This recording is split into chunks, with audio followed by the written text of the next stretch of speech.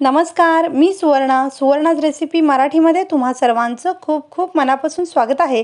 तर आज आपण अगदी 2 मिनिटात होणारी आणि अतिशय चविष्ट अशी फरसांची भाजी कशी बनवायची याची रेसिपी बघणार आहोत। तर व्हिडिओ आवडल्यास लाईक करा, शेअर करा आणि चॅनलला सबस्क्राइब करा। चला तर मग रेसिपी सुरू करूयात। तर साहित्य बघूयात आपण। इथे मी 2 चमचे कच्चे शेंगदाणे घेतलेले आहेत, 2 चमचे डेसिकेटेड कोकोनट घेतलेला आहे। तर याऐवजी तुम्ही 2 चमचे सुकं खोबरं किसून घेतला तरीही चालू शकतं।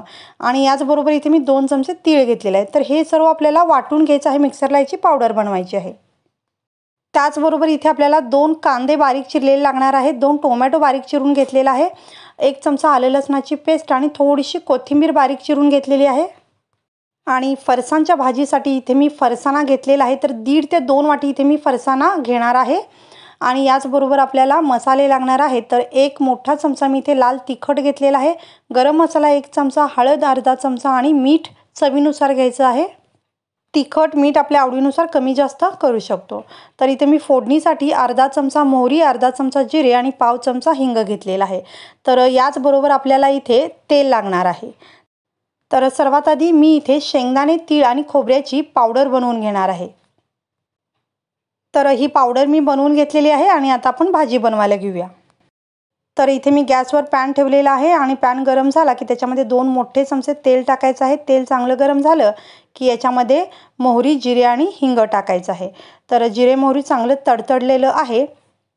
तर आता याच्यामध्ये आपण कांदा टाकून चांगला फ्राय करून घेऊया।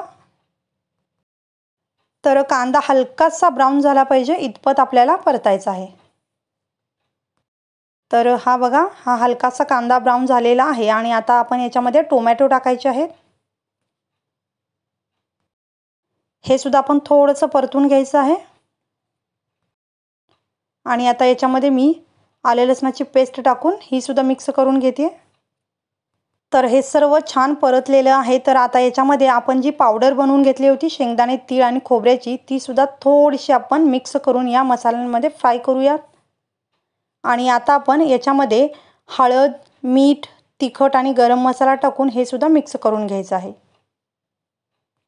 तर सर्व मसाले व्यवस्थित परतले गेलेले आहेत आणि आता आपण याच्यामध्ये पाणी टाकूया। तर इथे मी 1 ग्लास पाणी टाकते।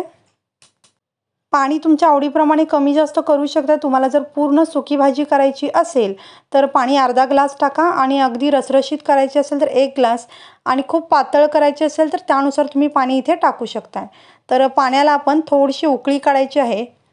तर इथे बघू शकता छान उकळी यायला लागलेली आहे।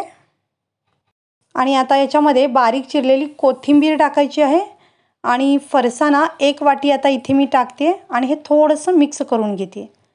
तर अगदी हलकंसं मिक्स करून घ्यायचं आहे। आणि गॅस जो आहे आपल्याला लगेचच बंद करायचा आहे। तर इथे मी आता गॅस बंद केलेला आहे आणि ही भाजी आता आपण गरमागरम लगेचच खायला घ्यायची आहे। थंड झाल्यानंतर ही भाजी खूपच घट्ट होते, त्यामुळे आपल्याला गरम गरमच ही खायला घ्यायची आहे।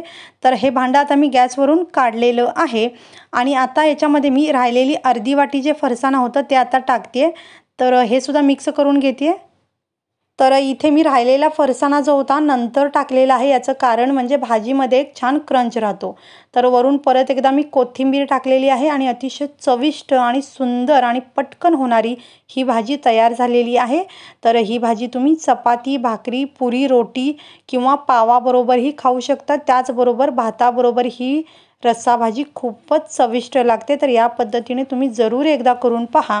तर अगदी आयत्या वेळेला तुम्ही याच्यामध्ये फरसाणा टाका, जेव्हा तुम्हाला खायचं असेल त्याच वेळेला याच्यामध्ये फरसाणा टाका।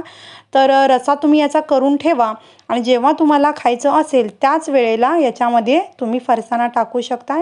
तर अतिशय चविष्ट आणि सुंदर आणि झटपट होणारी भाजी तयार आहे। व्हिडिओ आवडल्यास लाईक करा, शेअर करा, चॅनलला सबस्क्राइब करा। व्हिडिओ पाहिल्याबद्दल धन्यवाद।